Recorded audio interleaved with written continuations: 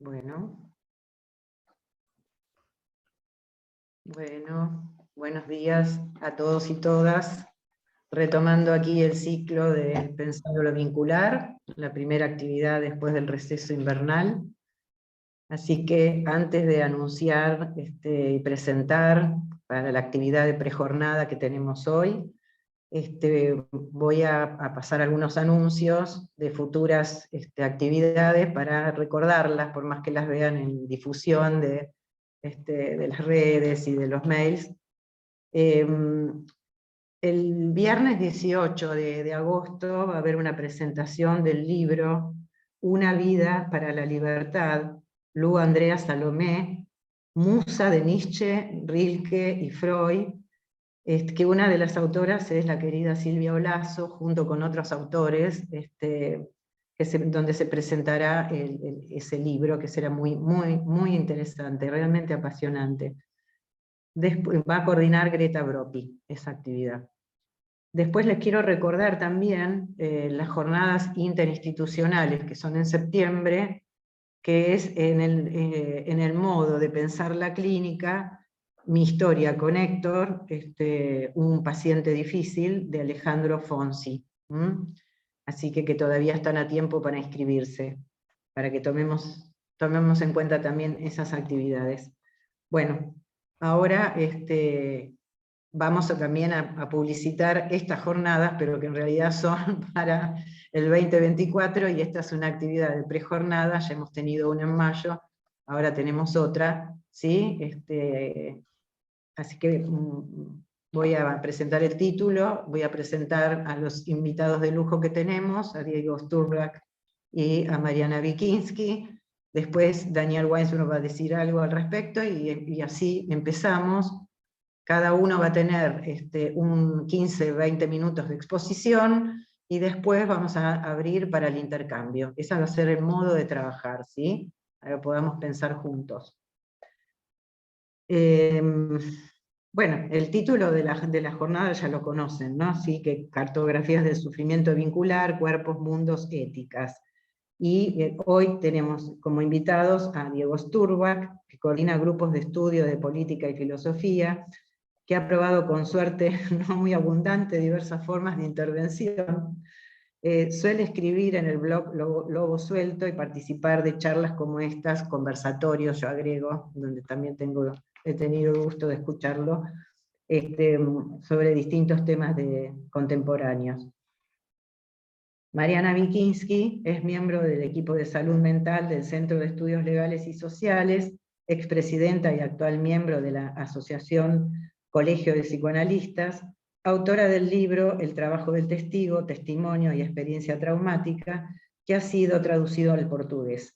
Fue supervisora del programa especial para la atención de niños, niñas y adolescentes, de la Dirección de Orientación a la Víctima del Ministerio Público Fiscal, co-compiladora del libro Clínica Psicoanalítica ante las catástrofes sociales, junto con Daniel Weisbrod, Cielo Rolfo, Daniel Slucki y Susana Toporossi. Bueno, Daniel, ¿querés decir algo con respecto al tema de las jornadas? Y así después estamos. Me voy a tomar 3-4 minutos. Estamos muy entusiasmados con esta actividad prejornada.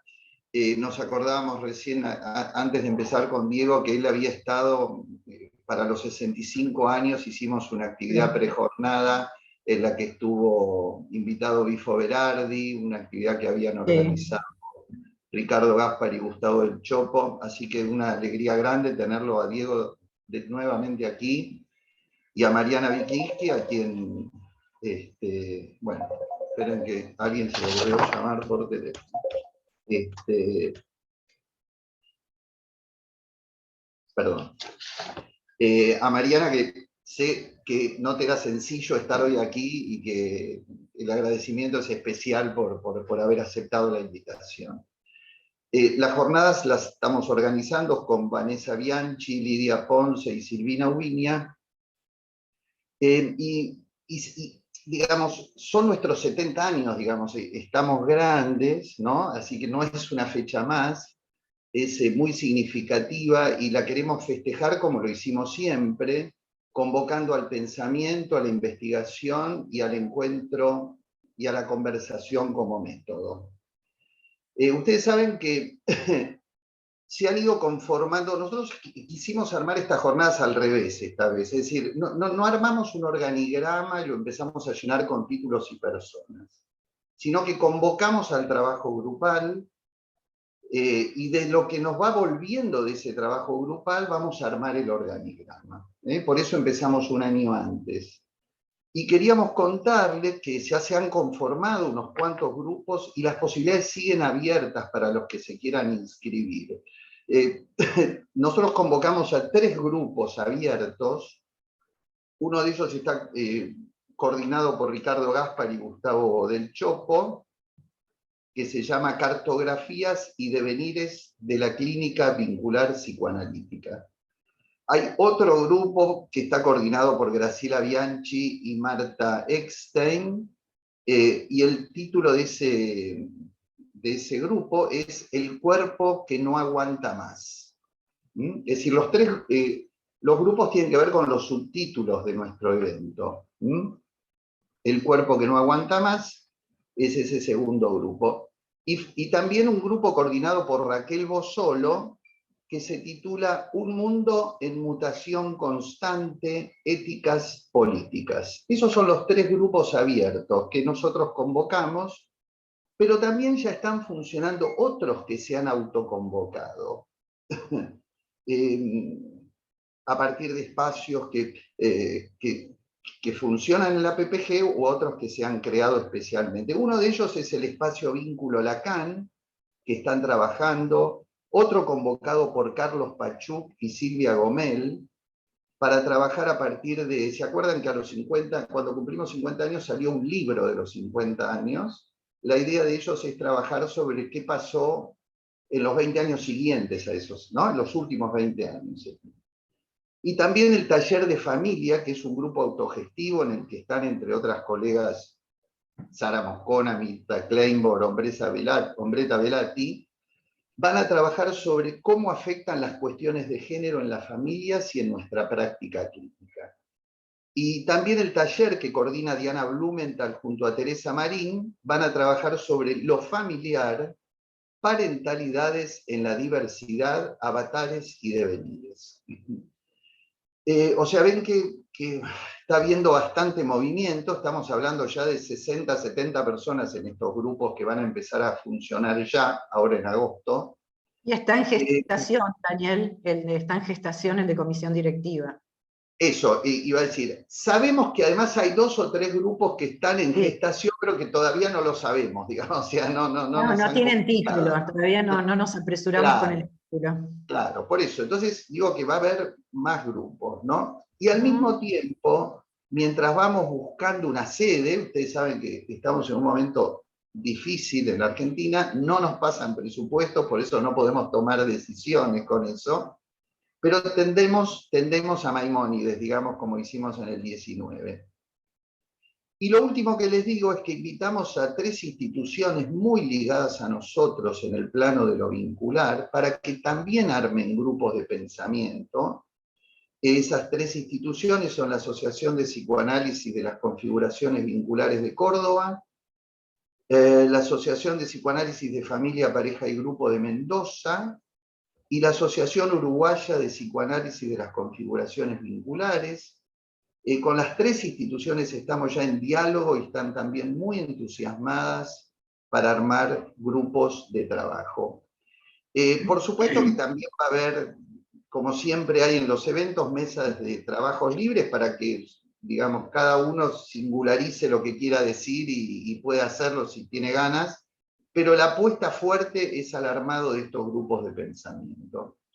Y lo último es que la convocatoria a esta prejornada, esta actividad de ahora, justamente tiene la idea de que nos nutra el pensamiento de los grupos y que podamos conversar con Diego y con Mariana sobre los temas que ellos nos van a comentar. Así que bueno, están todos invitados a seguir inscribiéndose y trabajando. Hasta ahí.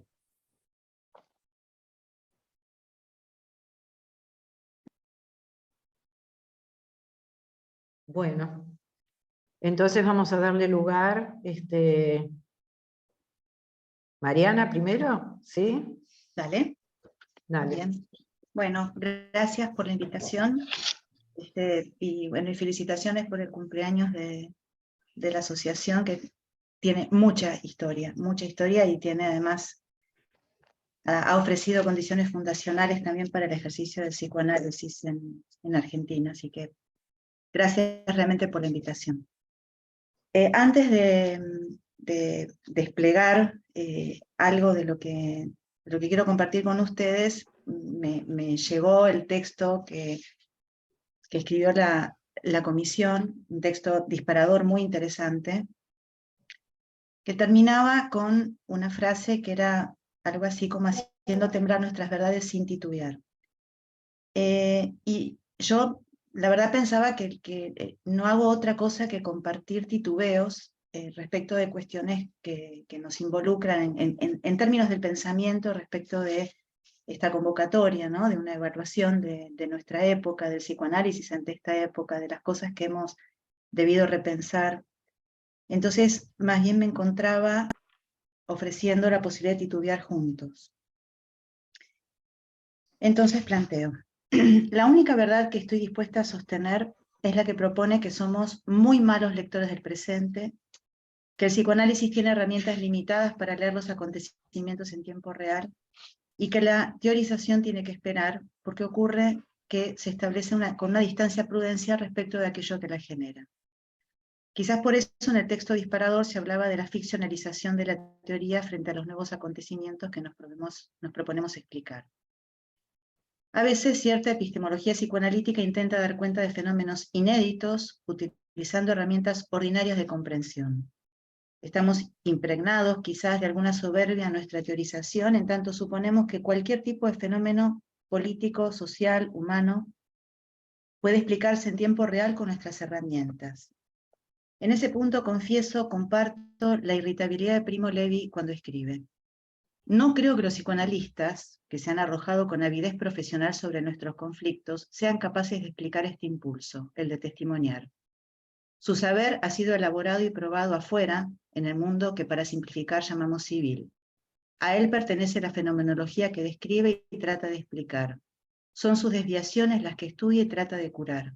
Sus interpretaciones me parecen imprecisas y simplistas, como de quien quisiera aplicar los teoremas de la geometría plana a la resolución de los triángulos esféricos. Fuera, en el mundo civil, sin embargo, pasaron cosas que los psicoanalistas también creímos poder explicar, quizás, con los recursos de la geometría plana, cuando la realidad inmediata se volvía abrumadoramente esférica y no soportábamos esperar un poco para comprenderla. Por ejemplo, a principios de abril del 2020 participé de una mesa llamada Vida cotidiana y pandemia. Abril del 2020. Vida cotidiana. ¿Qué podíamos decir aparte de no entiendo nada? ¿Ya había que decir algo?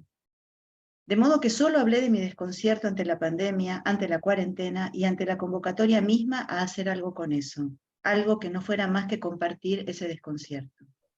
Describí que me encontré hablando con mis pacientes en primera persona del plural, que me resultaba imposible sustraerme de una zona de sufrimiento común, y no solo imposible, sino también en un sentido peligroso e inmoral.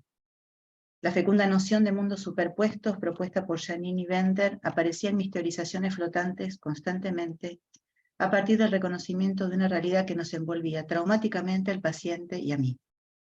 En fin, escribí en ese momento: ruptura de la simetría, ruptura de la posición del analista, exceso de presencia de los mundos superpuestos, arrasamiento del dispositivo por efecto de la realidad, puede ser, pero también necesidad de construir nuevos modos de pensar el dispositivo y los vínculos humanos que contiene, salvo que lo consideremos inoxidable y resistente a cualquier evento, sea cual sea su magnitud. Confío más, escribí en ese momento, en un dispositivo que ofrezca la plasticidad de transformarse que en un dispositivo que me ofrezca la coartada empecinada de colocarme en un espacio blindado, desde el que pueda utilizar o abusar de herramientas interpretativas. También hablé en ese momento de nuestro eurocentrismo habitual en la construcción de posiciones teóricas, y me preguntaba si esa mirada serviría esta vez para iluminar lo que nos pasaba, aun cuando pocas veces en la historia de la humanidad un fenómeno implicó tantas similitudes, tantas fronteras atravesadas por el mismo drama. Pero ¿sería equiparable nuestra experiencia metropolitana en el atravesamiento de esta pandemia con la experiencia palestina, o la de los países nórdicos, o la del Chaco? En el esfuerzo internacionalista de producir teoría, ¿no corremos el riesgo de colonialista de homologar o comparar experiencias absolutamente disímiles? Voy a retomar esto después, pero en ese momento, escribiendo el 12 de abril, la ponencia que presentaría el 22, me preguntaba si lo que escribía tendría vigencia 10 días después. También planteaba que quizás la pandemia merecía el calificativo de catástrofe en la definición de Ignacio Leukowicz, pero que no era nuestra primera catástrofe. Ya en 2002, en el encuentro Clínica Psicoanalítica ante las Catástrofes Sociales, organizado con 5 colegas, entre quienes estaban Dani Cielo Rolfo, Daniel Slucky, Susana Toporos y yo, y en el que participaron muchos miembros de esta institución, habíamos pensado en nuestra extensa y patriótica colección de catástrofes colectivas. Pero en ese caso decía que no fuera la primera de nuestras catástrofes, la pandemia, nos ofrecía alguna ventaja. Escribía: tenemos capital simbólico disponible, tenemos una reserva moral que ha sostenido una idea de justicia a lo largo de muchos años, tenemos la capacidad de identificar a un Estado cuando está presente y cuando no lo está, tenemos la necesidad de reunirnos como lo estamos haciendo hoy para elaborar juntos modos de sobrevivir psíquicamente. Y agregaban: soy un signo de pregunta gigante que balbucea alguna frase frente a un campo absolutamente inédito en el contexto de una experiencia humana que no ofrece referencias. Un web journal del Consorcio Internacional de Programas de Teoría Crítica, que articula la producción de pensadores de diferentes hemisferios y promueve el intercambio transregional a nivel mundial, abrió en ese momento un blog que se llamaba In the Midst, en el medio, y que se proponía y aún propone transmitir las dificultades de escribir durante los tiempos críticos, registrar la importancia de escribir desde el medio, estar en el problema del presente y permitir intervenciones que son tentativas de comprensión y no conclusiones. Quiero decir, creo que es indispensable diferenciar la producción de pensamiento en las tinieblas de un presente incierto de aquellas producciones que pueden formularse con la distancia crítica de la elaboración intelectual. Septiembre del 2020. Foro, charla sobre violencia y pandemia. Escribo: pasan los meses y no dejo de sentirme una testigo anonadada, de modo que al revés de casi siempre que el tiempo va acomodando los pensamientos, este tiempo prolongado los va desacomodando. Leo algunos textos escritos las primeras semanas de la cuarentena, ofreciendo afirmaciones prematuras que el paso del tiempo desmintió, y quizás pase lo mismo con lo que yo diga hoy. Pero a diferencia del mes de abril, ya en septiembre podía hablarse de violencia. Un cierto tipo de violencia, decía, que se ejercía en nombre de la libertad. Las libertades individuales, claro está. Emergencia de un odio radical que no soportaba la supuesta democratización de la amenaza viral y procuraba demarcar territorios propios, desanclados de la vida comunitaria, volviendo a amurallar su distancia con el hombre común. Preocupados por otro foco infeccioso, los parásitos planeros, estos grupos sociales rompieron con la ilusión de un consenso en el cuidado mutuo. Era una fuerte señal de desprendimiento del lazo social reclamar el ejercicio de la libertad de circulación, cuando en realidad para muchos trabajadores precarizados habría tenido sentido el reclamo por la libertad de aislamiento. Nuestra idea de cuerpo quizás se ha transformado. El cuerpo, nos lo recuerda Judith Butler, es el lugar en el que radica nuestra vulnerabilidad, y es al mismo tiempo el lugar en el que el otro primordial deja su huella. Esto lo sabemos muy bien los psicoanalistas. El cuerpo se constituye en el contexto de un universo social. Es mío y no es mío. Cuerpo como el lugar que se ataca produciendo la muerte del individuo, como un lugar en el que puede radicar un dolor que pone al yo al borde de sus recursos y que lo obliga a renunciar a sus propios valores para preservar la vida. Cuerpo que se puede torturar, que ataca al yo enfermándose, que se constituye en lugar de placer con un otro real o imaginario, que se constituye en función de las marcas de la mirada del otro y debe a veces luchar contra esas marcas para validar su condición. Cuerpo formateado culturalmente, operado, toqueteado, abusado, utilizado, instrumentalizado. Cuerpo que va a la guerra, que se aterra, cuerpo sexuado, en definitiva, cuerpo político, que solo en un giro algo delirante puede ser pensado como cuerpo autónomo. Aprendimos en ese momento dolorosamente que no existe circunstancia, por más crítica que sea, que perfore esa barrera que se levanta entre quienes reclaman ciertos privilegios y su comunidad de pertenencia. Sus barreras son simbólicas, no requieren ni puertas, ni retenes, ni controles. Quizás creen que su inmunidad está imaginariamente garantizada, porque antes de que el virus desembarque en el mundo, ellos ya estaban desligados del cuerpo social, sostenían ya esa clase de inmunidad contra la alteridad de la que nos habla Expósito, desde un espacio de privilegio que los eximía de poner en consideración el padecimiento del semejante. El reclamo por atesorar bienes que podrían perderse porque los dispositivos de seguridad del Estado son siempre insuficientes para construir barreras que protejan la propiedad privada de un otro delictivo, no parecía entrar en contradicción con el reclamo al Estado para que elimine las barreras que protegen a ese otro de la propia potencia viral que emanaba de ese privilegiado grupo de pertenencia. Decía en ese momento: ahora no hay nada más comunitario que el aislamiento y nada más individual que una multitud clamando en la calle por el derecho a ejercer su libertad. Y aquí me interesa mencionar 3 herramientas conceptuales no psicoanalíticas que me han resultado de una enorme utilidad para pensar algunas de nuestras desafortunadas experiencias.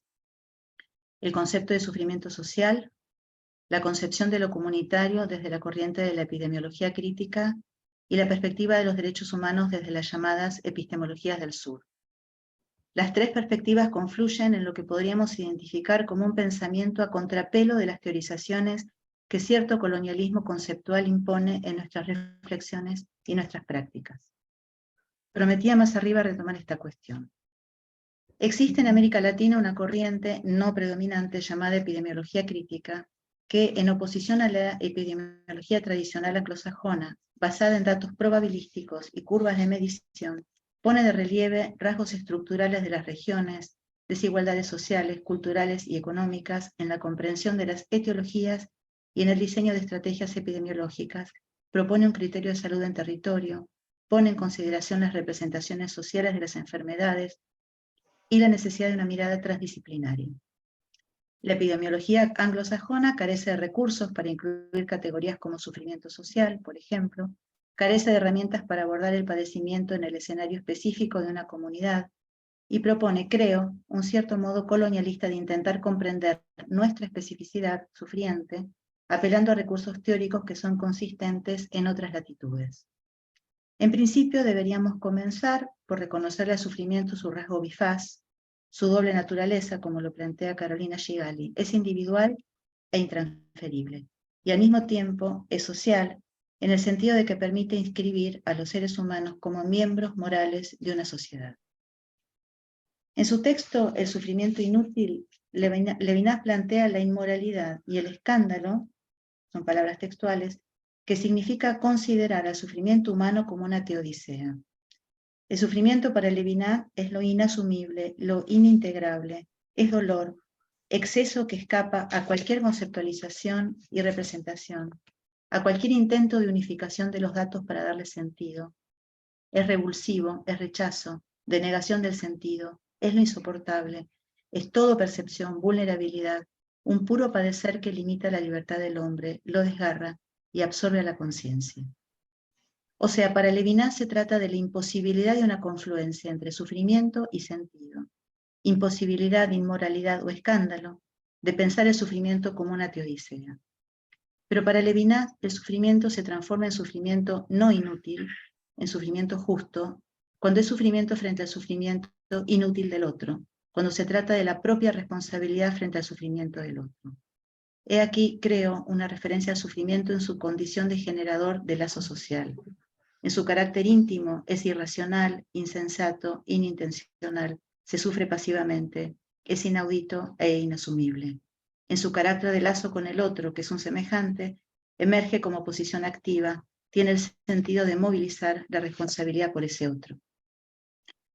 Veena Das, que es una socióloga de la Universidad de Delhi, India, y Arthur Kleinman, definen el sufrimiento social como el ensamblaje de problemas humanos que tienen sus orígenes y consecuencias en las heridas devastadoras que las fuerzas sociales infligen a la experiencia humana.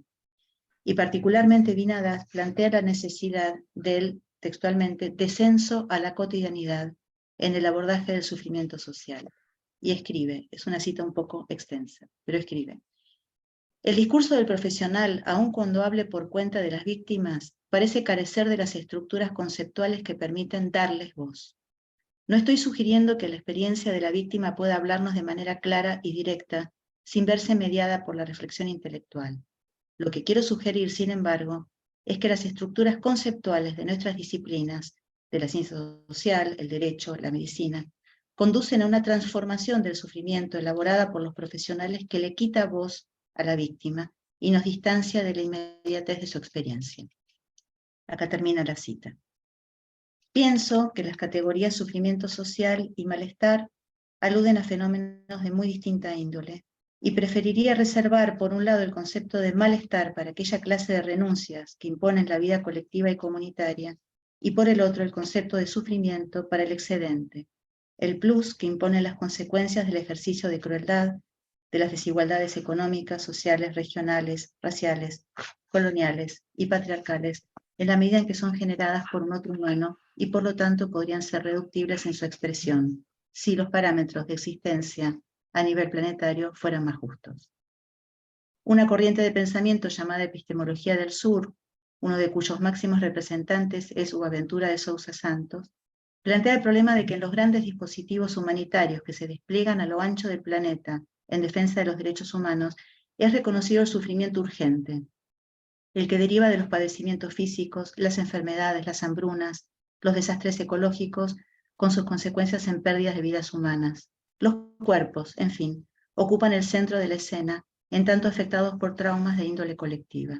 No resulta relevado el sufrimiento que proviene de las desigualdades en sí mismas, la perpetuidad de las desigualdades propias del capitalismo, el colonialismo y el patriarcado.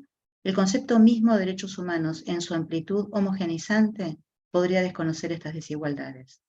La crítica es que los dispositivos humanitarios se despliegan solo frente a los emergentes que comprometen la vida en términos biológicos e inmediatos, y no frente al compromiso de la vida en largos plazos, incluso la vida anímica, es decir, frente al sufrimiento estructural.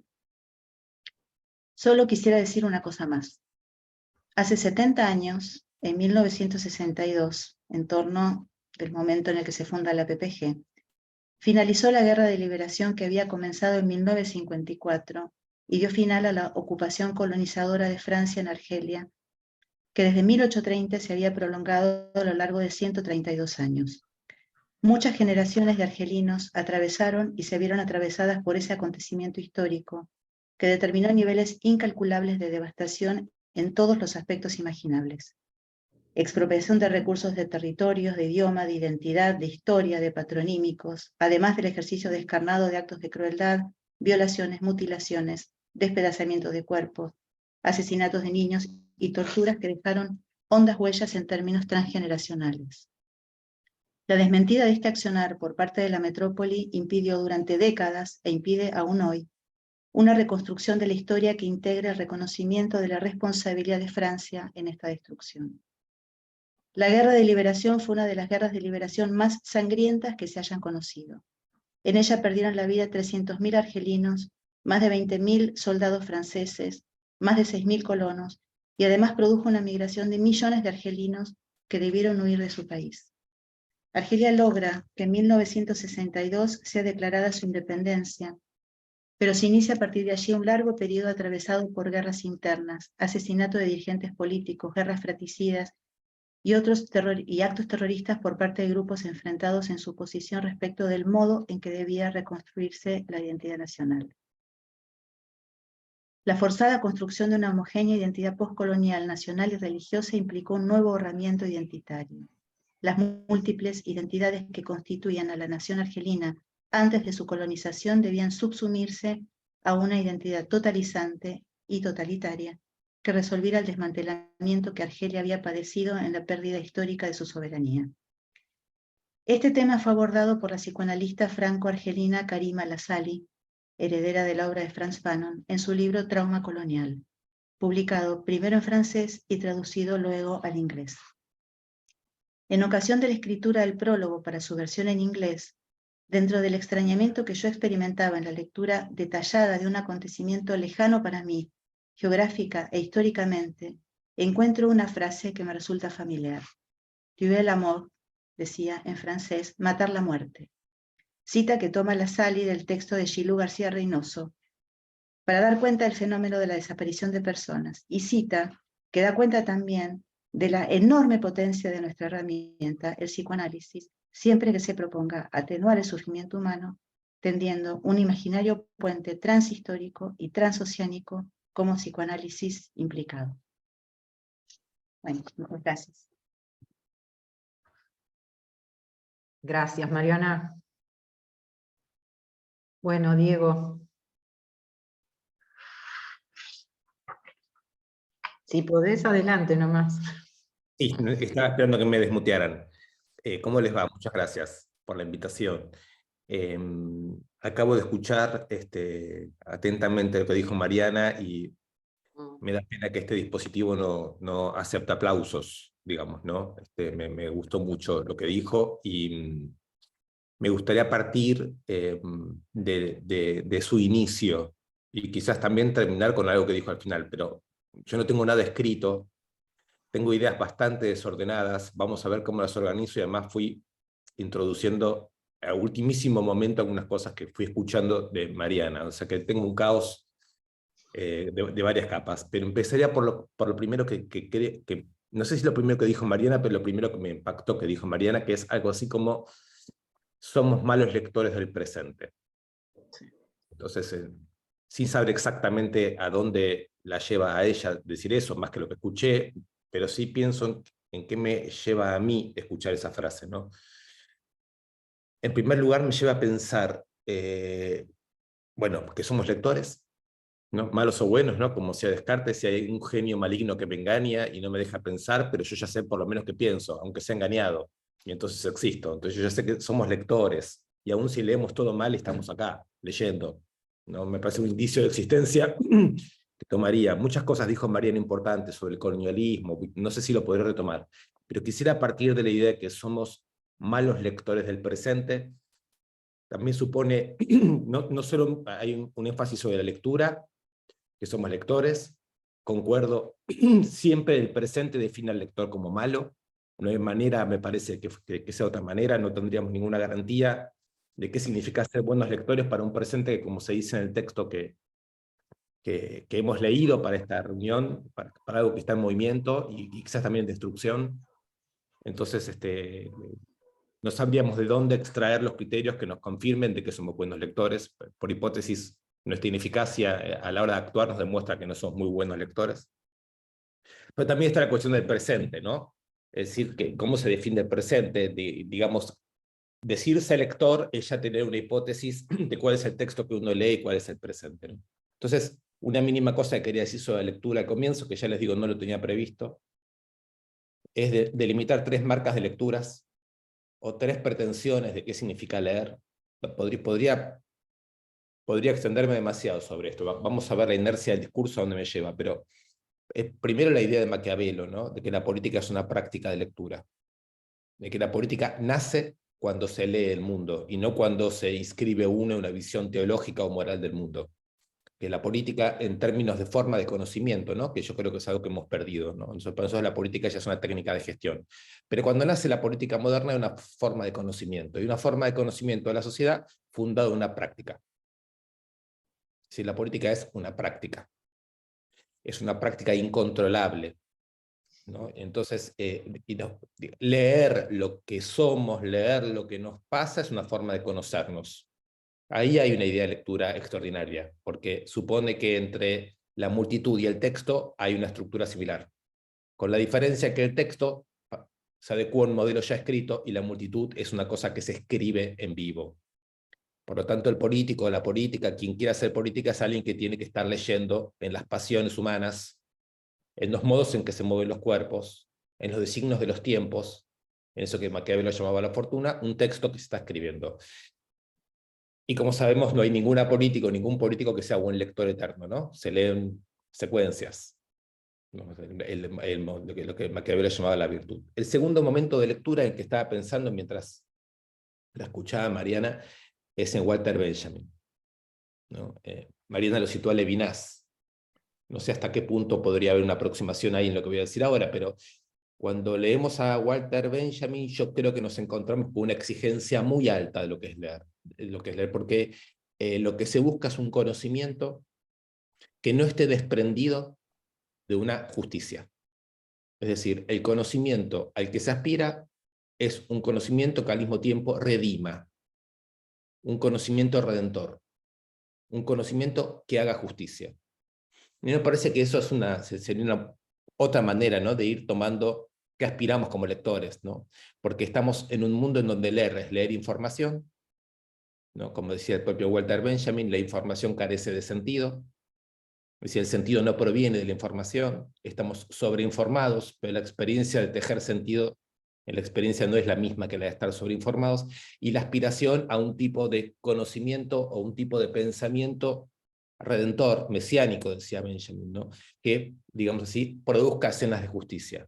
Y a mí me parece que estamos completamente urgidos de eso. Y el tercer texto que se me ocurre ahora, referido a la lectura, es uno que cito mucho, como acá hay bastantes amigas y amigos, me da un poco de vergüenza volver a citarlo, pero bueno, también hay algunas personas que no nos conocemos y por ahí tampoco, no sé, lo tienen tan presente, este autor, que es Henri Mechonic, ¿no?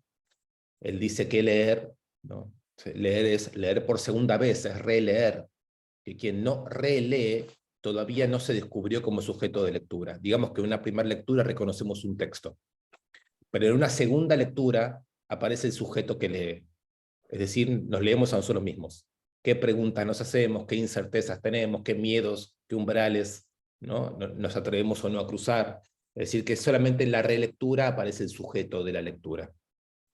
Entonces, me parece que todas estas cuestiones de los malos lectores que somos, abre ya todo un tema enorme que ahora me parece que no voy a desarrollar, me voy a meter un poco más, entonces ahora sí con el texto que leí, que es un texto que me pasó Vanessa y que lo leí 2 veces, que me gustó mucho, que es un texto demasiado claro para mí, en el sentido de que conozco a los autores que se citan, que yo hubiera organizado el texto de manera muy parecida si hubiera podido, que es muy transparente en relación a las angustias y problemas que pone en juego, y en cierto modo es un texto sobre el cual no tendría yo mucho más que decirlo, me pondría a difundirlo más bien, digamos, que otra cosa, ¿no? O sea, me lo apropiaría y lo difundiría como una especie de mapa de problemas, que son los problemas que tenemos, que casi están formulados al límite de lo que se puede decir. Me cuesta mucho decir algo más, pero bueno, hay autores ahí, está Freud, está Bifo, Franco Berardi, que como se dijo en la presentación, es alguien con quien muchos de nosotros venimos sosteniendo un diálogo muy largo. Voy a decir algo sobre lo que pienso de Bifo, que creo que se liga bien con la cita que hizo Mariana de Leucovitz, con la idea de catástrofe, con lo que dijo de la pandemia. Si tengo tiempo voy a poder decir algo. Y también Sueli Rolnik, ¿no?, que me parece una cita muy, muy interesante en ese trabajo, y que también me parece que afectaría la posibilidad en algún momento de decir algo sobre lo colonial, porque efectivamente para nosotros lo cosmopolita y lo colonial está en una tensión muy difícil de desarmar, digamos, muy difícil de desarmar.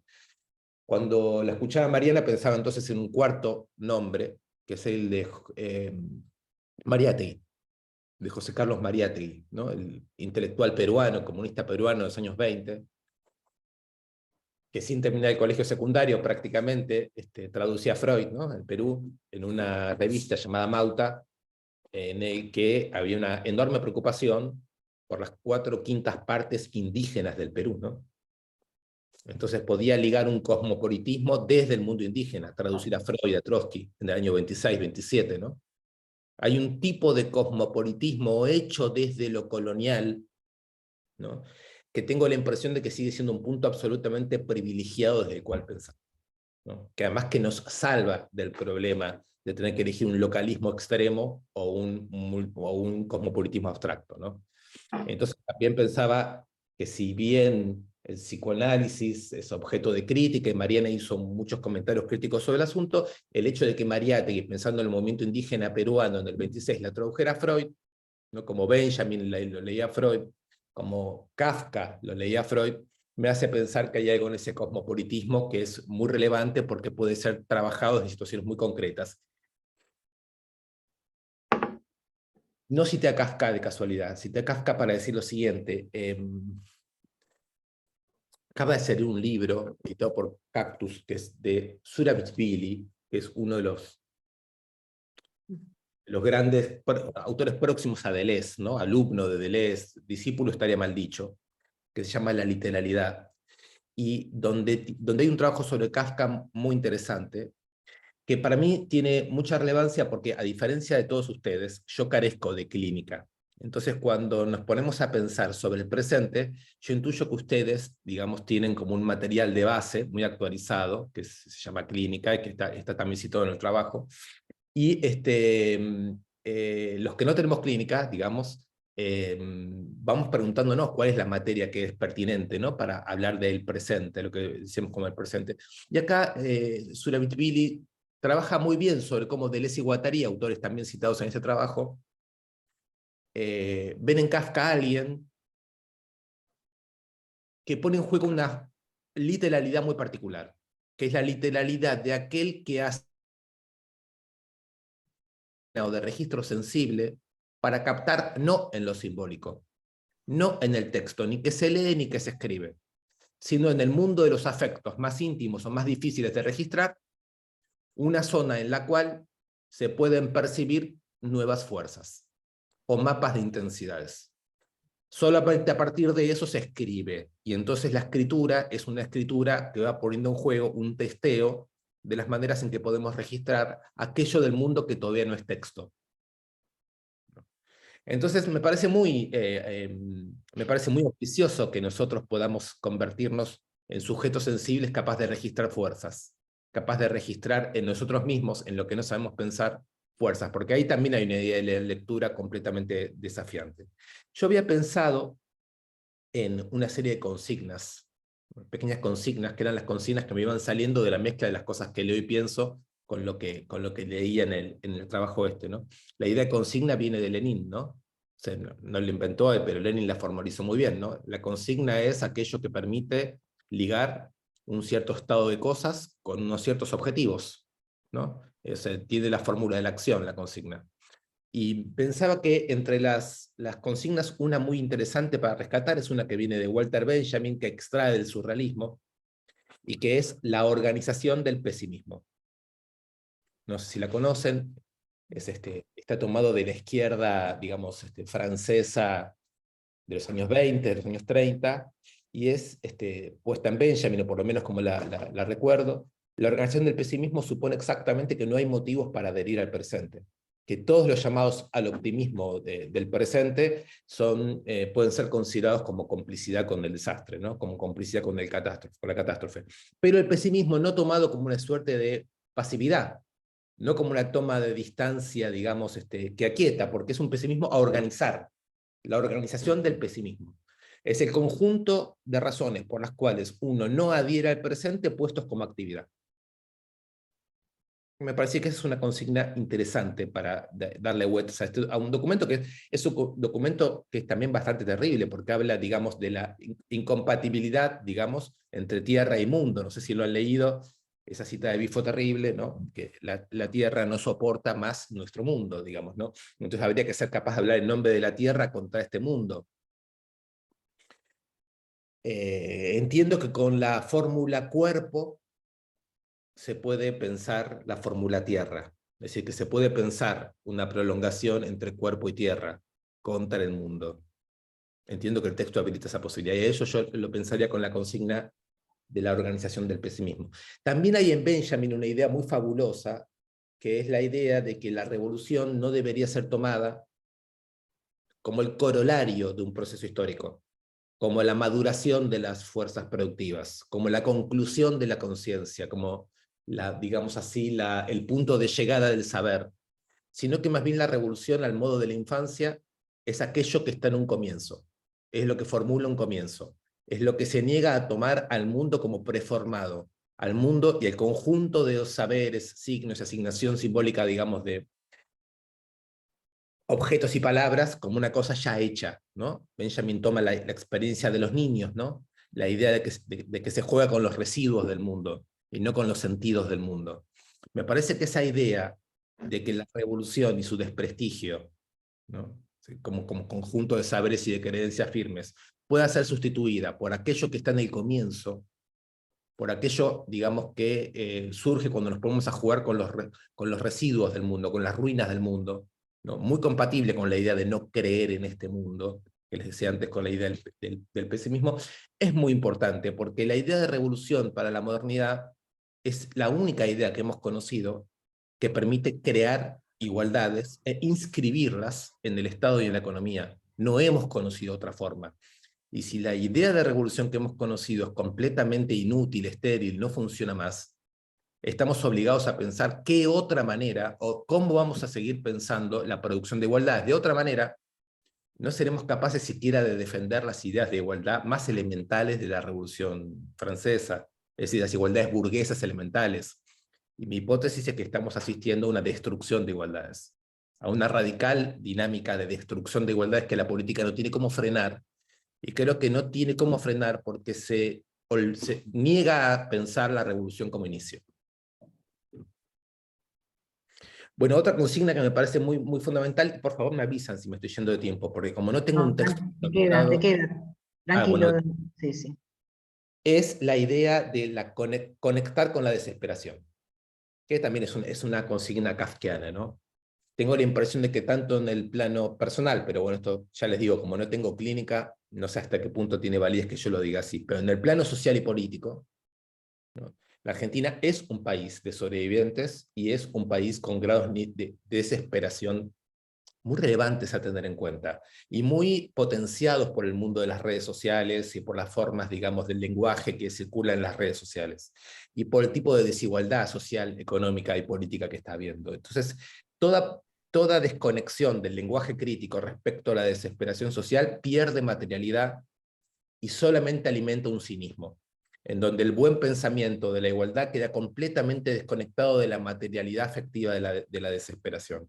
Creo que ahí estamos en la peor de las trampas, estamos en el peor de los problemas.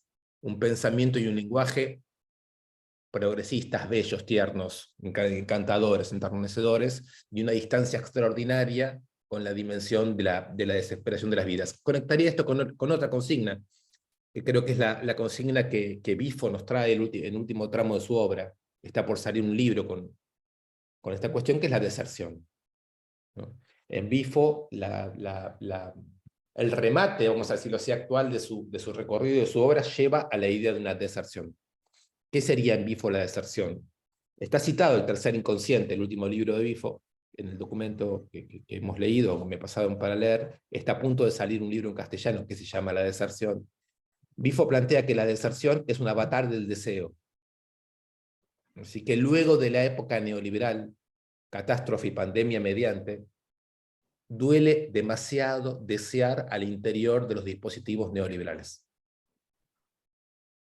Y que la respuesta a eso de manera masiva es un tipo de deserción. Y ese tipo de deserción, dice él, es una deserción respecto a las prácticas fundamentales de nuestra sociedad, la reproducción, el trabajo y la política. Es decir, actuar en cualquiera de estos sentidos se nos ha vuelto muy costoso. Aunque nuestra conciencia nos diga que estamos actuando, hay algo en nosotros que lleva a sustraernos, ¿no? Entonces, lo que él supone es que esta tendencia, que por lo menos en Occidente la ve muy viva, yo diría más en el norte que en el sur, pero bueno, es evidente que todos tenemos noticias de algo de esto, de algo de esta deserción, supone una crisis bastante profunda de las creencias que nosotros tenemos sobre cuáles son las maneras de revertir los problemas que nos planteamos. Por ejemplo, la política, ¿no? La idea militante de que haciendo política se transforma la realidad, que es una hipótesis que yo creo que en la Argentina, país altamente politizado, no se verifica. No se verifica. Haciendo política no se transforma la realidad, casi uno diría, la realidad sigue su curso a pesar de toda la política que se hace. Entonces mi última consigna, por última, la ultimísima, sería sacada de Deleuze. Es una pregunta, es una consigna hecha bajo la forma de la pregunta, y es si somos capaces de inventar nuevas formas de creer en el mundo. Es una pregunta dolorosa, es una pregunta importante. Deleuze la formula en varios de sus libros, pero particularmente los últimos, ¿no? Su libro sobre cine, y en su libro escrito junto con Guattari, que es la filosofía, donde plantea que la creencia en otro mundo y la creencia en la transformación de este mundo no son operativas hoy. No hablamos y no actuamos como si hubiera otro mundo posible, no actuamos, no vivimos y no pensamos como si este mundo fuera transformable. Es decir, que la relación entre el mundo y nosotros está quebrada. Entonces, la pregunta que se hace Deleuze es, ¿cómo podemos volver a producir creencias? La creencia es un término muy interesante, porque no tiene que ver con saber, se cree donde no se sabe. Creer es preguntarse qué estatuto de realidad tiene aquello que no es real todavía, o que no es real ahora. ¿Sí? Afecta directamente al núcleo de la experiencia, en qué se cree realmente. Y la creencia es cínica cuando nos aliamos a los poderes reales y desde ahí subestimamos toda posibilidad de cualquier cosa. Bifo habla de la ironía, que sería la forma de eludir la realidad, de eludir las imposiciones del lenguaje, de eludir la linealidad de los modos en que se adhiere al mundo. Yo creo que la ironía es una buena consigna también.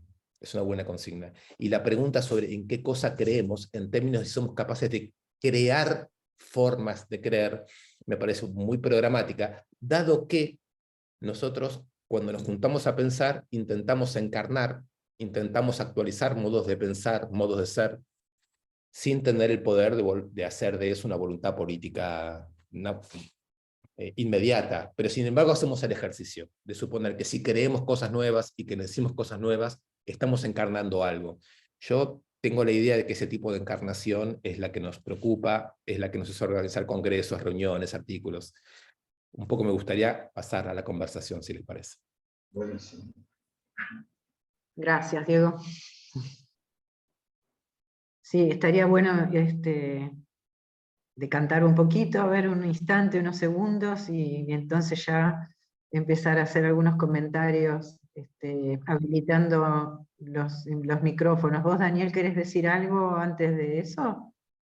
No, que estoy un poco impactado. Claro, por eso digo, dejemos de cantar un poquito, unos segundos. Sí quería hacer como un breve comentario, es de tantas cosas que se dijeron, tocar solo un puntito, digamos, que esa diferencia que hace Mariana entre sufrimiento y malestar me parece conceptualmente importantísimo, ¿no? Es decir, reservar la idea de malestar de alguna manera para algo más estructural de la vida humana en el mundo y la idea del sufrimiento como el excedente efecto de la crueldad circulando, ¿no? Me parece. Sí. Y eso me preguntaba, digamos, cómo se conectaba con esto último que estuvo planteando Diego, ¿no?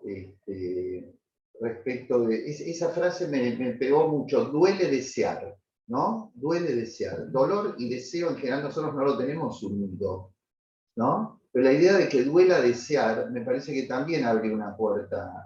Y lo último, vos hablabas de la deserción, de lo de Bifo. Nosotros en un grupo estuvimos pensando el tema de la deserción a partir de un texto de filosofía de la deserción de Palperberg, creo que se dice así, y quería saber si lo Peter tenías presente. Palpelbart es un libro que editamos en Tinta Limón, allá por el Claro. libro, sí. Y preguntarte después para algún momento si hay conexión con lo que plantea Bifo al respecto, si ves conexión, eso. No, y además me parece destacar esto que dijo Diego, esto con respecto a lo de somos malos lectores del presente, ¿no? Y preguntarnos de qué lectores, qué quiere decir leer, y qué quiere decir el presente, en el que hablamos cuando hablamos de presente, y que muchas veces, uniéndolo a algo que también se acerca a algo que dijo Mariana con respecto a lo que muchas veces algunos psicoanalistas, yo creo que no todos, por suerte, por lo menos se intenta que no sea así, se abalanzan sobre las situaciones o sobre los acontecimientos para pensar que se pueden leer desde conceptos, llamémoslos tradicionales, ¿no? Sin revisión y sin relectura. Y tomo lo de relectura también, que hace resonancia con Diego, de lo que implica leer y releer, ¿no? No, eso quería nada más comentar. Hay una mano levantada. Yo Graciela también. Bianchi. A ver, Graciela, ¿es Norma? Norma de Luca. Sí. Graciela Bianchi. Dale, Graciela, dale. Y Graciela Sí, Rachnerman.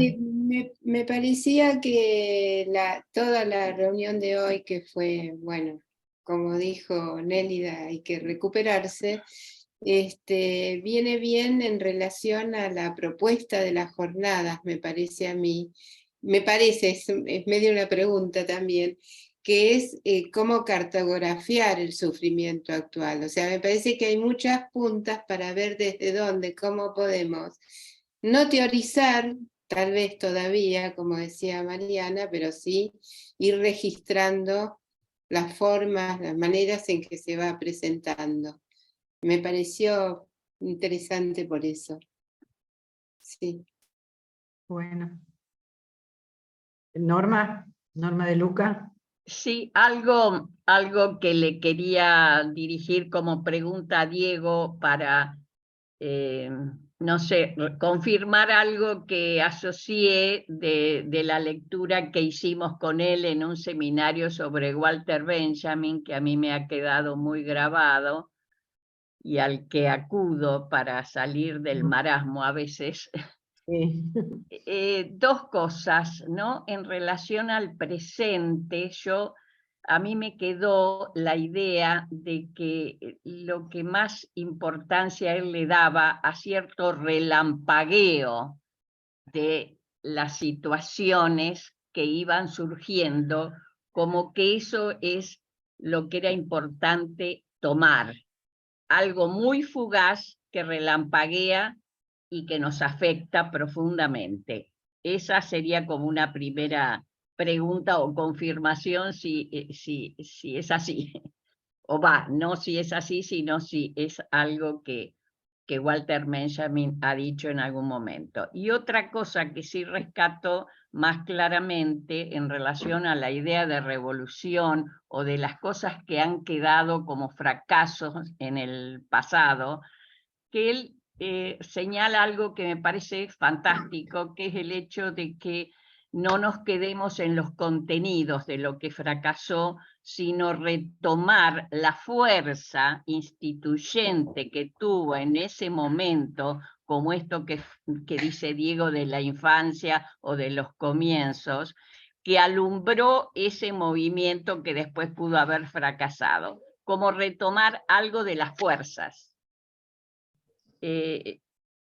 Eso asocié con lo que decías vos, Diego, no sé si está correcto.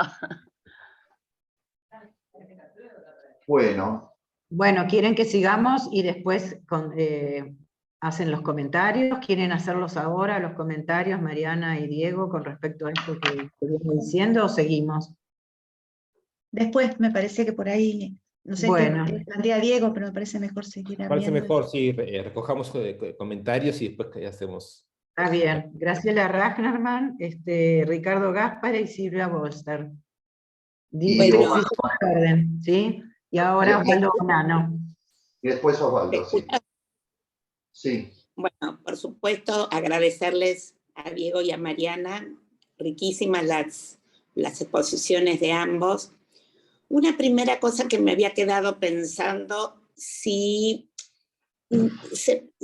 somos más los lectores del presente, ¿se puede ser buen lector del presente? ¿O el presente no exige, como lo planteó Diego, o algo del lector, que el sujeto lector aparece en la segunda relectura? Porque entonces casi sería estructural ser mal lector del presente, porque no admitiría el presente al buen lector. Es necesaria esa relectura que exige un tiempo 2, que es un presente por lo menos pequeña cosa desplazado. Eso era una pregunta que me quedé pensando. Otra cosa que pensaba, Diego, vos varias veces decías, no tengo clínica, yo diría, qué suerte, porque la verdad es que nosotros, aparte, con todo esto, tenemos que hacer algo en dirección de cura. Entonces vos de esa te liberás, digamos, ¿no? Pero aparte con todo esto hay que escuchar, hay que entender, pero entender no cura, tenemos que poder operar, ser eficaces en relación a eso. Entonces, digamos, ahí es a donde yo pensaba dos cosas, digamos, ¿no? Una, me gustó, Mariana, el sufrimiento como lazo social, digamos, ¿no? Que hay algo ahí me parece que esta diferencia que haces vos entre sufrimiento y padecimiento y malestar, creo que es, pero me gusta, pero hay algo del padecer que junta al otro. Y esto es totalmente así, digamos, y me pareció interesante, no había escuchado. Y la otra cuestión que pensaba en esto, sí, a ver, Diego, vos decís que este es un país muy politizado y la política no cambió. ¿No cambió?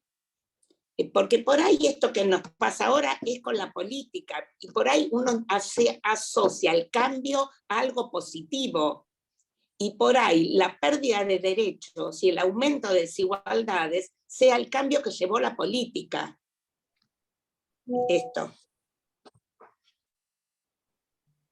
Bueno. Seguimos el martes. Bueno, Ricardo Gaspari, desmuteate, por favor.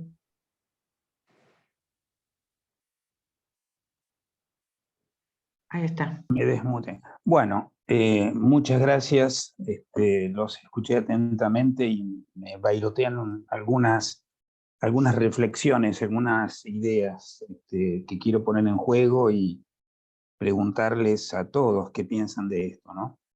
El tema de la creencia es un tema que me pega fuerte, que lo trabajé más de una vez, bastante en relación a la clínica y al tema de los desesperados, ¿no? De toda una época, recuerdo que trabajamos todo el tema de la adolescencia descreída, ¿no? Y en donde lo difícil para generar un vínculo que pudiera ser elaborativo y fértil era el generar credibilidad, ¿no? Y la generación de credibilidad en el vínculo la asocio con la generación de confianza. Y confianza es algo tan frágil, ¿no? Y pienso es que ese hilito que puede sostener una creencia, justamente la sostiene porque la creencia no sabes. Si se puede, se arma una creencia donde no hay certeza, ¿no? Y en ese punto pienso, opongo creencia a certeza. La certeza, un poco dicho en chiste, cree que sabe, ¿no? Pero como se junta con el tema del poder, la certeza, no sé, arma un Hitler, para decirlo, ¿no? Y muchas veces armando particulares lecturas de la realidad, ¿no? Me imagino que la lectura de Gerardo Morales acerca de lo que hacen los pueblos originarios le debe justificar, disculpen mi tic psicoanalítico, le debe justificar a su super yo lo bien que hace en lo que hace, ¿no? Entonces, en ese sentido, como venimos con la idea de generar unas jornadas que tienen en su título la idea de cartografiar, que se opone a la idea de mapa, o que en todo caso se sabe que el mapa es provisorio, ¿no? El cartografiar se hace leyendo, ¿no? Leyendo, a ver, ahí me viene una pregunta, ¿no? ¿Habría una diferencia entre percibir, leer? Leer ya no es necesariamente una toma de perspectiva donde se interpreta esa costa con esa isla que no se veía antes. No hay ya una pequeña toma de perspectiva respecto de la experiencia sensible directa, ¿no? Por eso no puede haber otra cosa que malas lecturas. Entonces ahí me critiqué un poco, o critiqué la idea de lecturas malas o buenas. Me parece muy binario que una lectura pueda ser buena o mala, ¿no? Porque ahí entramos a jugar con el ideal de nuevo, ¿no? Como si una buena lectura pudiera ser definitiva, y sabemos que no hay definitivo, ¿no? Entonces, si creemos que toda lectura es provisoria, me parece más, menos condenatorio para las lecturas que podemos hacer, si las sabemos provisorias y parciales. Bueno, me hizo pensar esas cosas. Muchas gracias. Bueno. Silvia Bolstar. Desmuteate. Sí. Hola, ¿cómo les va? Muchas gracias, Diego. Mariana, no te conocía, así que es un gusto escucharte, haberte escuchado y bueno, conocerte. Me impresionó, bueno, quería situar esto que decías del titubeo. Me pareció muy rico ese comienzo y esa experiencia. Es una verdadera experiencia la del titubeo, que creo que tiene que ver con la posibilidad de testimoniar acerca de. Y lo que vos vas diciendo me dio esa impresión de un verdadero real testimonio que no pasa ni por explicar, ni por entender, ni por describir siquiera, ¿no? Porque no es una mera descripción de los hechos. Eso entonces me llegó, y te agradezco muchísimo. Y por otro lado, quedarnos en el malestar, absolutamente necesario, sí, pero poder captar el nivel de crueldad que tiene que ver con todo el proceso civilizatorio, porque en realidad la civilización es barbárica, no es civilización o barbarie, todo el proceso civilizatorio, colonialismo, etcétera, etcétera, ha sido barbárico desde sus inicios y lo sigue siendo. Entonces, poder captar ese nivel de crueldad que afecta a toda la humanidad. Entonces, es eso por un lado, y en relación a Diego, que también mencionaste al comienzo lo caótico, el caos, que también me pareció como un comienzo muy rico, poder situar esto de las sensaciones caóticas, y lo mencionaste a Kafka, porque pensaba, uno puede hacer una lectura a posteriori, ¿no? Pero implica una temporalidad, una cierta perspectiva, pero lo que Kafka y vos trajiste a partir de Kafka es la posibilidad de tener un registro sensible, singularizado, de modo de poder, vos decías, Kafka dice, captar los afectos más íntimos, y yo incluiría poder trabajar y experienciar las sensaciones caóticas que nos habitan. Y solo ahí, desde allí, que es lo que nos transmitió Mariana también desde el comienzo, y creo que vos también, al mencionar el caos, solo desde allí se escribe algo que hace, sí, a la vulnerabilidad, al dolor, al desamparo, etcétera, de aquel que hace ese acto de escritura, pero también trayéndolo de Mariana, creo que se puede llegar a hacer una escritura del sufrimiento común. Bueno, hasta ahí es donde pude pensar, ¿sí? Y gracias, me encantaron las dos charlas. Bueno, le damos lugar a Osvaldo y así después hacemos una vueltita con Diego y Mariana. Buenísimo.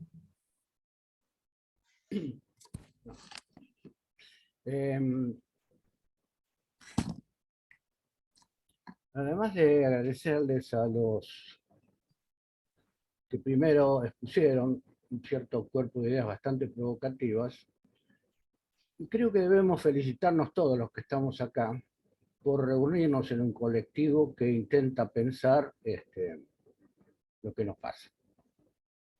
Y al mismo tiempo convocar a qué hacemos. No solo cómo analizamos algo, sino qué hacemos frente a eso que estamos analizando. Yo entendí de lo que dijo Diego respecto de los lectores,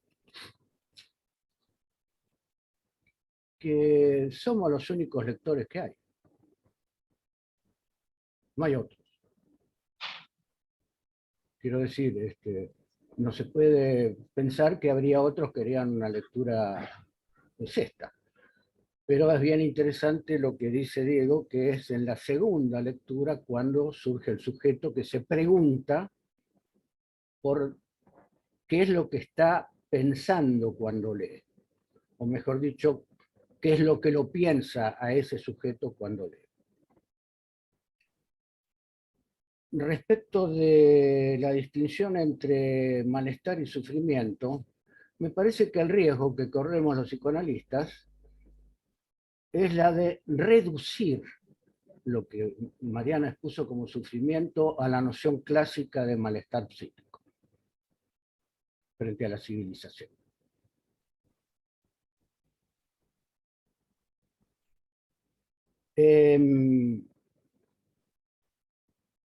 Tengo algún ruido con respecto a la idea del sufrimiento como lazo social, porque me parece que ahí vuelve a aparecer una distinción entre vínculo libidinal y lazo social, donde son dos realidades que existen por separado. Y que ninguna sumatoria es capaz de resolver esa escisión.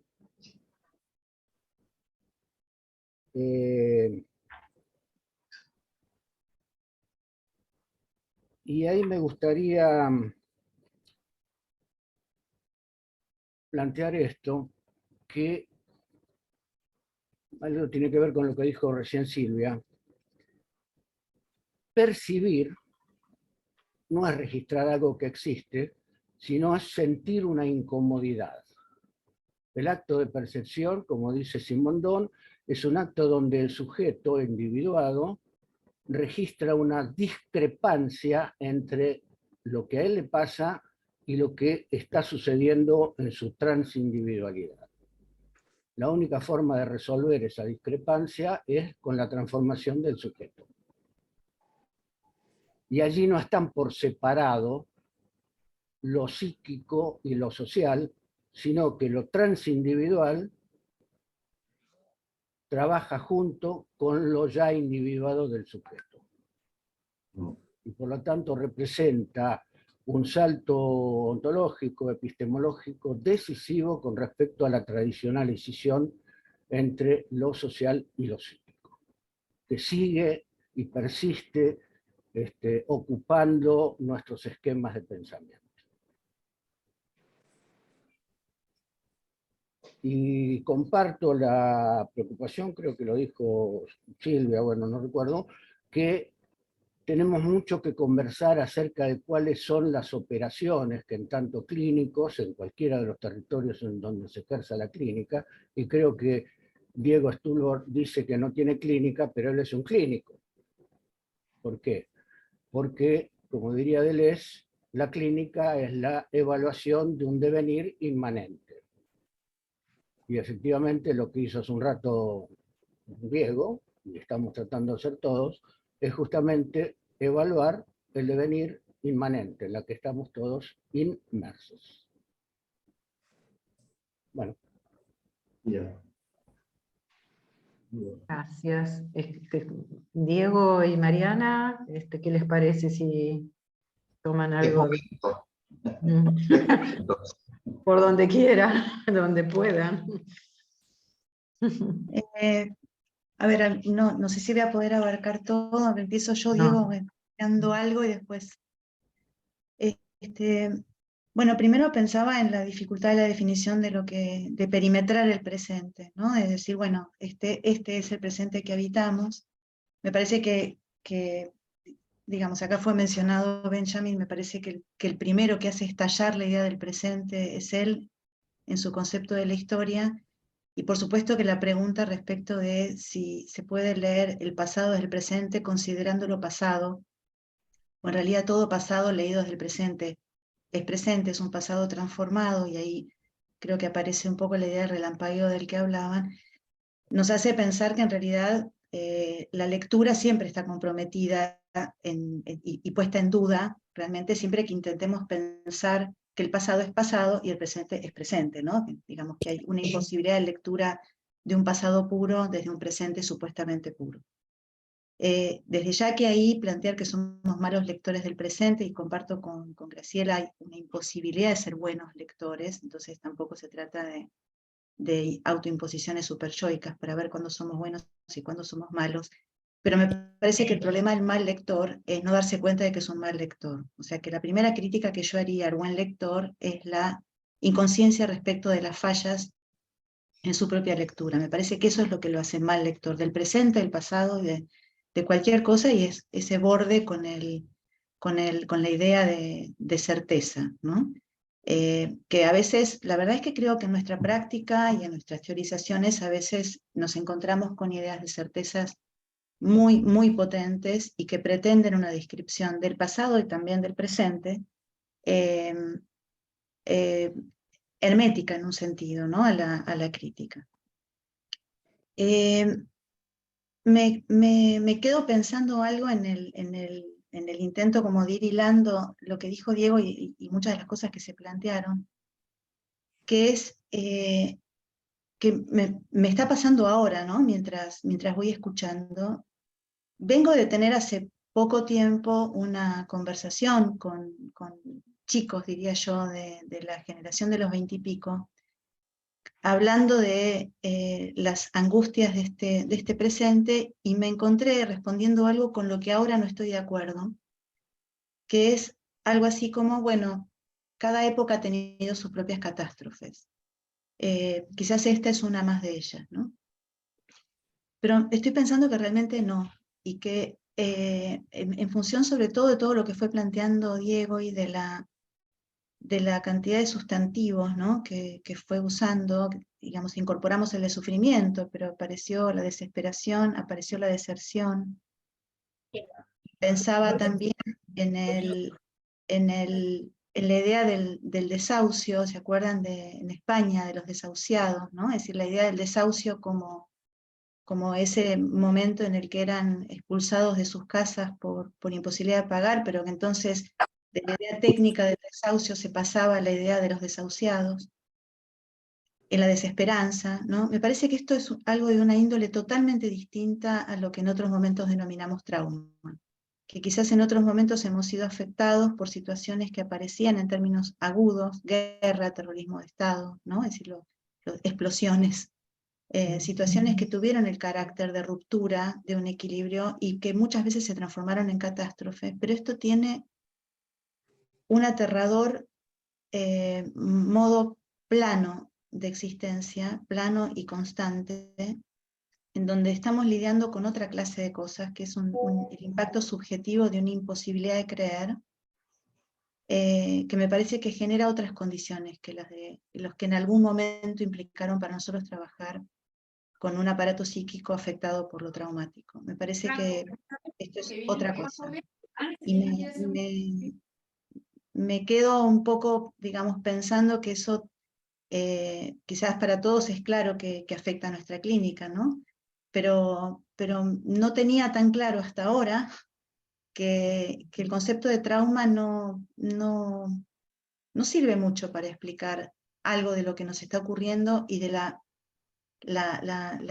probablemente la permanencia, ¿no? de un fenómeno subjetivo que es muy intrusivo en generaciones, digamos, en las generaciones que nos siguen, y que realmente creo que pone en juego la idea de hasta qué punto se puede construir un proyecto, ¿no? En la medida en que desear duela, ¿no? Diego.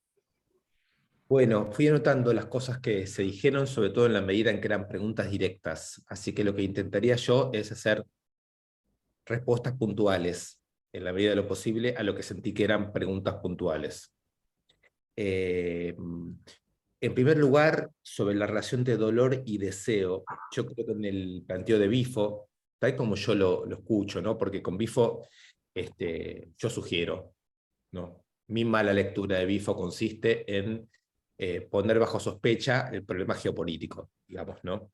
Es decir, yo creo que lo que se dice del norte capitalista no es exactamente lo que podemos leer en el sur capitalista. Y ahí, a mi manera de ver, no hay pregunta posible para Bifo, hay posible pregunta para nosotros. Cómo nosotros ponemos en circulación ciertos discursos que no son exactamente los que provienen de nuestra experiencia. Hay algo muy rico para mí. Vuelvo a la idea de Mariátegui, de un cosmopolitismo muy situado, ¿no? Muy situado. Entonces, pero me gusta mucho la idea de Bifo de que la incapacidad de sobrepasar el tipo de mutación antropológica, que sería el sentido más profundo de la palabra neoliberalismo, supone una conexión entre deseo y dolor en la medida en que el deseo está tomado, como decía de vuelta Walter Benjamin, en el sueño del capital. Entonces el dolor proviene de cosas muy concretas, como por ejemplo lo que hay que hacer para tener dinero, o suponer que la mercancía va a resolver una serie de cuestiones que deberían poder ser planteadas en otros campos. O sea, es un sufrimiento bastante concreto el que siento yo que Bifo liga a la experiencia del consumo, ¿no? A la experiencia de las promesas de un tipo de socialidad, etc., ¿no?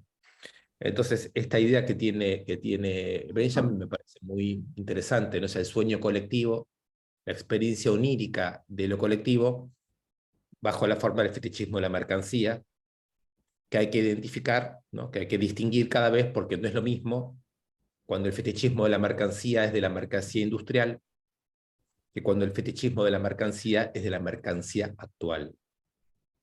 Ahí hay, digamos así, más material para pensar la catástrofe. Y diría, acá Ignacio nos ayudaría mucho, Leucovitz, ¿no? Porque la catástrofe justamente consiste en el hecho de que no disponemos automáticamente de códigos y recursos para pensar lo que tenemos que pensar. Hay casi como que inventar una cultura para pensar ese problema. Les cuento que está Coloquio de Perros, que es una editorial nueva que trabaja sobre cuestiones de salud mental, dicen ellos. Está a punto de sacar un libro de compilación de textos de Ignacio Leucovitz. Ojalá cuando salga sean ustedes los interesados en Leucovitz, ayuden ahí a poner de vuelta en circulación un pensamiento tan importante que estos años no ha estado disponible para gente joven y que es un recurso bien nuestro. Sobre la deserción, sí, yo creo que hay, en torno a la deserción hay toda una discusión filosófica sobre el nihilismo, ¿no? ¿Qué significa no estar? ¿Qué significa correrse? ¿Qué significa vaciar? ¿Qué significa el éxodo? ¿No? Hay muchas figuras respecto a la deserción. Peter Palpelbart hace un trabajo interesantísimo, muy deleuziano, sobre la idea de deserción. Bifo también viene de ese mismo universo de lecturas. Yo sumaría una lectura más, que es el último libro que dejó escrito póstumo, Horacio González, también con la idea de situar un poquito acá y con nuestras experiencias la idea de la deserción.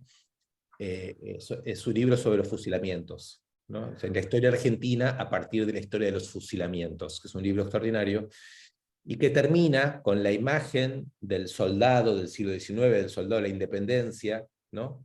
Que es puesto como soldado por la leva, ¿no? Obligado, el gaucho obligado a ser soldado, y que cuando anda a caballo, digamos, por la pampa, sueña con desertar.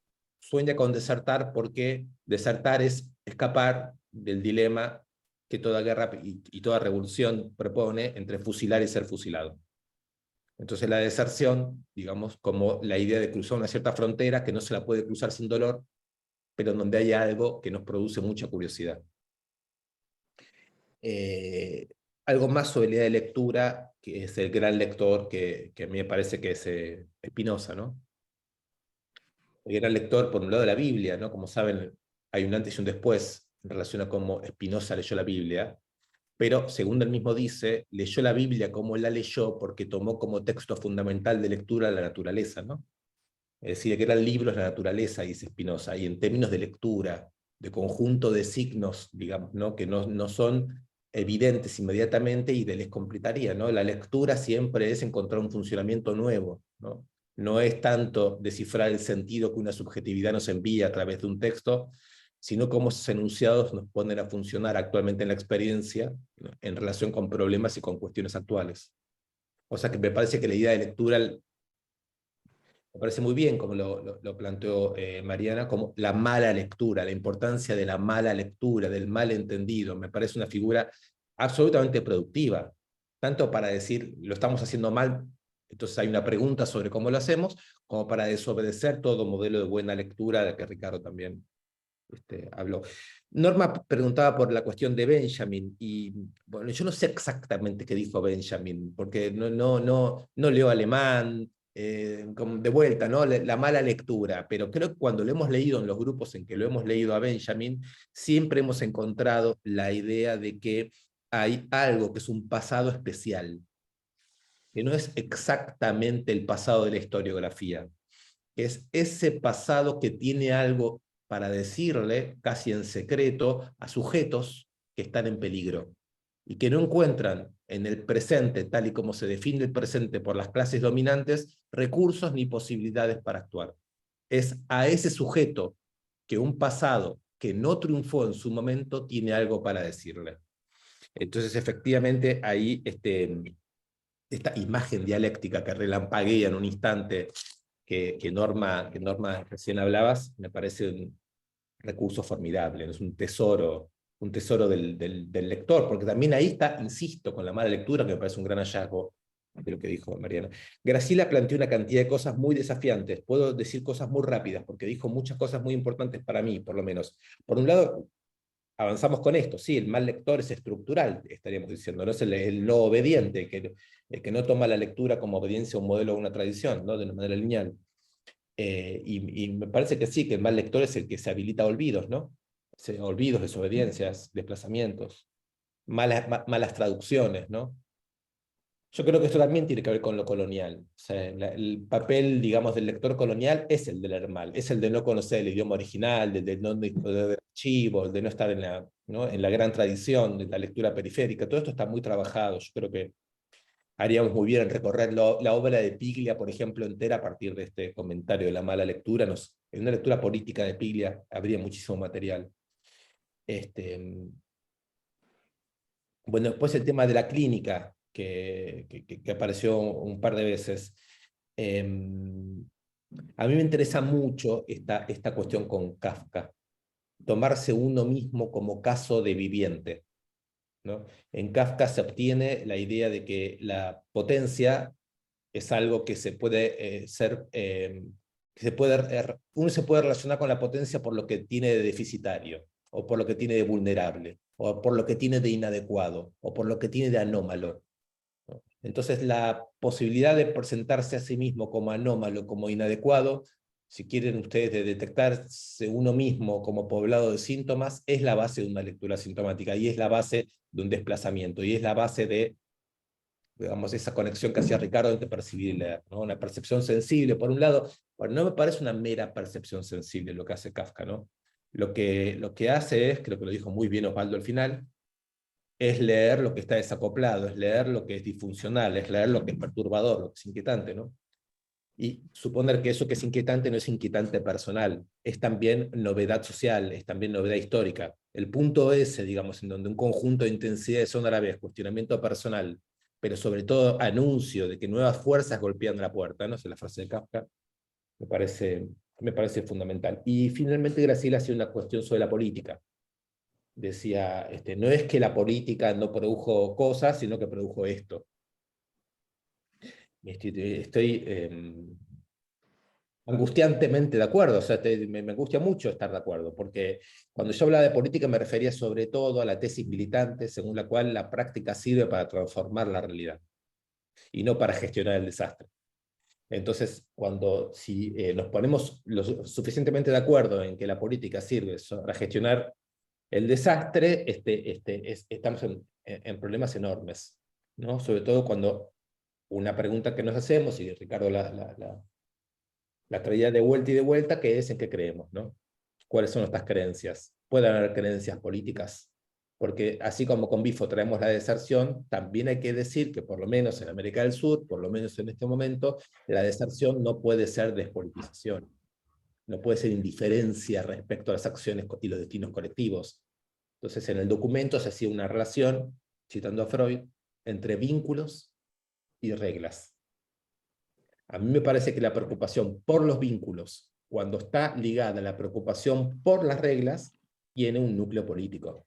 Y ese núcleo político, digamos así, que nos fue secuestrado por las formas actuales de hacer política, no pueden llegar al punto de que nosotros dejemos de desproblematizar los problemas de la praxis, de las reglas, de los vínculos, y A mí me parece que en la medida en que lo remitamos a la ciudad, eso sigue siendo político, digamos, ¿no? Entonces ahí tenemos un problema con la política al que yo no quisiera renunciar, ¿no? Y Ricardo habla efectivamente de la creencia y lo pone a la certeza, ¿no?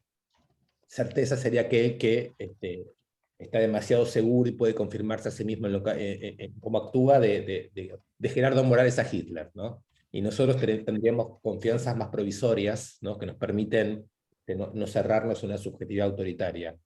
Me gusta mucho la idea de Deleuze de que la creencia surge de un grito desesperado, no de un saber, ¿no? Hay el derecho a escuchar los gritos, porque los gritos contienen de manera implícita, de manera a desplegar conceptos, perceptos, afectos. Yo creo que podemos estar ciertos de que el grito trae algo y que después las cosas que podemos trabajar sobre eso tienen un valor enorme. Hay una creencia en que el grito porta algo. Esa creencia me parece absolutamente fundamental. Y ya que citamos a Morales, y lo agradezco a Ricardo por citar a Morales, digamos que todo el conflicto actual que se está viviendo en Jujuy es asimétrico respecto al conjunto de certezas que tiene la política. La política en su conjunto excluye pensar lo que el grito jujeño hoy plantea de una manera brutal, y para situarlo en el contexto del texto que hemos leído, plantea los problemas de la tierra, lo de Jujuy, ¿no? O sea, ¿qué es lo que no se puede decir? Bueno, no se puede decir el nombre de Milagro Sala. ¿Qué es lo que sí, qué es lo que no se puede dejar de decir? No se puede dejar de decir la palabra litio. Es una dimensión de las relaciones sociales que no pueden entrar al mundo de la política y otras que resumen un tipo de relación social colonial como único horizonte de expectativas, ¿no? Así que el juego de la creencia y la certeza en torno a Jujuy me parece riquísimo. Bueno, Silvia me parece que planteaba el problema del caos y del sensible, ¿no? Con Kafka. Simplemente diría así, ¿no? Sabemos con Guattari que el caos es una instancia productiva en torno a una operación llamada caósmosis, ¿no? Que consiste justamente en no pretender ordenar el caos, sino ampliar las cartografías hasta poder organizar respecto del caos una forma de vivencialidad, de pensamiento, de conexiones, ¿no? Esa caósmosis. Creo que hay una relación entre el modo en que Kafka pone en juego lo sensible y que Guattari pone en juego el caos. En los dos casos, la sensibilidad y la lectura no son personales. Al contrario, supone una cierta despersonalización. Es decir, que el sujeto tiene que hacer una serie de operaciones para poder habitar esa situación. Y finalmente, bueno, no sé, lo de Osvaldo me pareció que parte con la cuestión del qué hacemos, ¿no? Que es una pregunta muy militante, no de un grupo político necesariamente, ¿no? Pero ¿qué hacemos, no?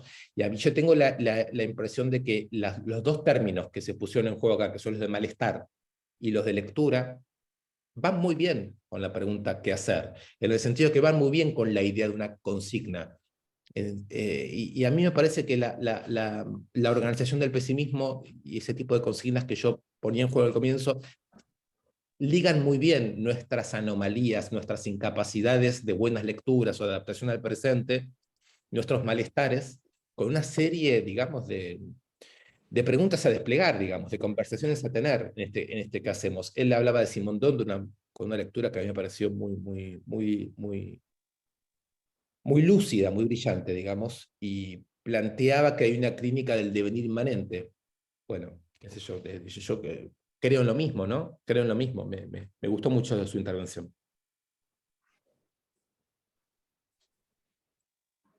Bueno, que tenemos poco tiempo por delante. Está Graciela, querías decir algo, y después no sé si Mariana tenía ganas de dar una vuelta más. No, yo, una pequeña cosa. Con Griselda trabajamos hace bastante con adolescentes en situación de vulnerabilidad social.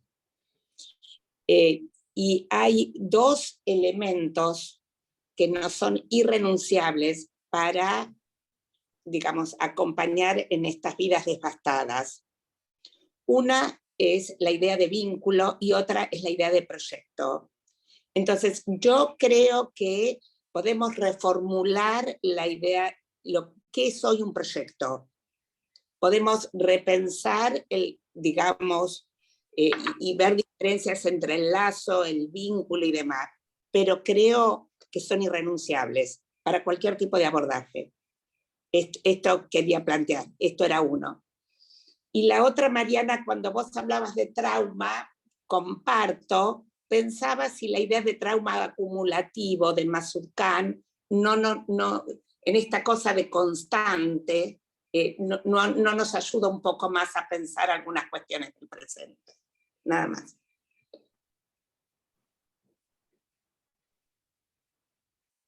Bueno. A ver, una pequeña cosa entonces. Sí, dale, Mariana. No, en relación a esto que decía Graciela recién, yo me quedo, he tomado nota de una cantidad de cosas que no sé después cómo voy a hablar, y aprendí mucho escuchando muchas de las intervenciones. En esto último, no estoy muy segura de que el concepto de trauma acumulativo nos sirva, no lo sé todavía, ¿no? Pero me parece que hay un fenómeno distinto, que es digamos, algo del orden de una constitución, digamos, producción de subjetividad, diría Sibra Bleichmark, ¿no? Que me parece que tiene que ser analizada sobre parámetros muy fuertes de descreimiento en un proyecto. No porque tengamos que claudicar en la construcción del proyecto, sino que tenemos que partir de la idea de que hay una deconstrucción absoluta de la idea de que hay un proyecto posible. Y eso no sé si es efecto de un trauma acumulativo, me parece que es efecto como que es un concepto que me parece, el de trauma, no sé si nos está sirviendo para describir lo que está pasando.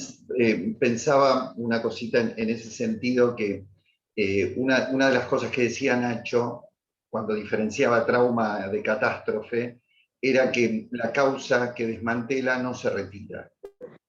Y me parece que lo que se está planteando, por lo menos lo que entiendo que están diciendo ustedes, es que ya no es solo que la causa que desmantela no se retira, sino que se reitera, y que se reitera nuevamente con nuevas causas que siguen desmantelando y atacando la posibilidad desiderativa. No sé, Nélida, si estamos con tiempo ya, ¿no? ¿Vos dirás? Y ya 5 minutos más, nada más. Ricardo parece que quiere decir algo, agregar algo a esto que queda abierto para desarrollar, ¿no? El tema. Sí, muy cortito.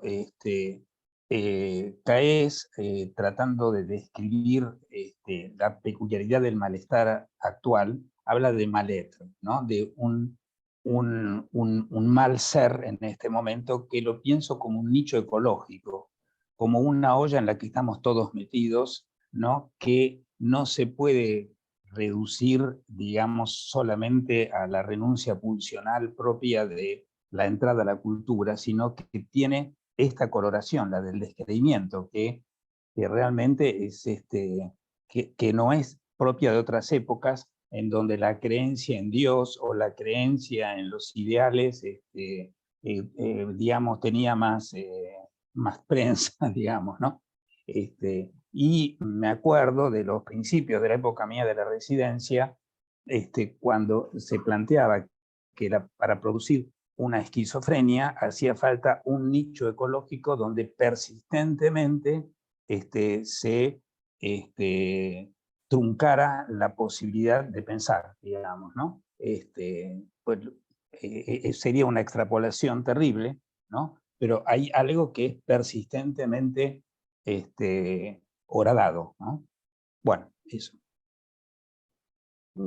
Bueno, le agregaría también algo que es una obviedad, ¿no? Que cuando hablamos de lo traumático no estamos hablando de lo patológico, ¿no? Porque hay como una tendencia, yo pensaba, ¿por qué habrá hecho esa aclaración, Diego, de que él no tiene clínica? Entiendo por qué lo dice, cuando tiene una captación, digamos, del otro de manera bastante llamativa y aguda, y que hace falta tener para la clínica, pero que además, cuando hablamos de clínica, corremos el riesgo, que es como un terreno resbaladizo, ¿no? Como irse rápidamente hacia la cuestión de la patología, y hay muchas cuestiones que vemos en la subjetividad que no las podemos considerar patológicas, y sí como efectos de situaciones y acontecimientos tremendos y catástrofes, etcétera, etcétera.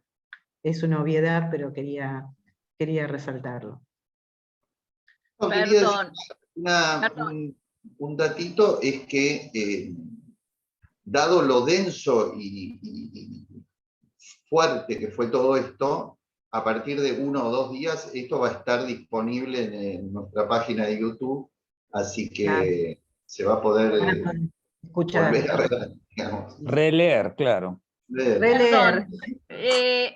Insistiría en que Diego mencione el texto primero, que alguien también en el chat pidió, que no lo mencionó o no se escuchó. Yo lo escribí en el chat recién. Perdón. Me parece que el 5 de mayo nosotros hicimos un primer pensando, donde propusimos un texto que se llamó Cartografías del Sufrimiento Vincular, Cuerpo, Mundos, Éticas. Ese texto se trabajó en un pensando, no está grabado porque fue una discusión interna, pero sí lo pueden pedir, el que no lo tenga y lo quiera, lo puede pedir en secretaría sin ningún problema, se lo van a dar. Perfecto, perfecto. Gracias, Daniel. No, de nada. ¿Nélida?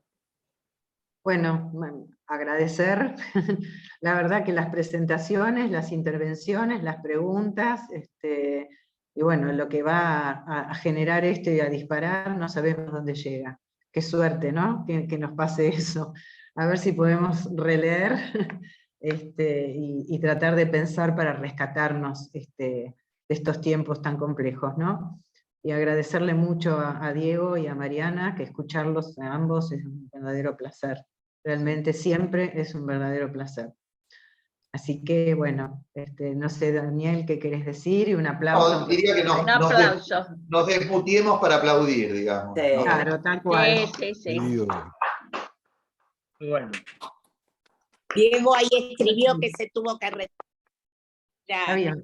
Sí, era ya, estábamos sobre la hora. Sí, ya. Bueno, gracias. Bueno, gracias, a todos. gracias a todos. Gracias a todos. Chao. Gracias. Chao, chao.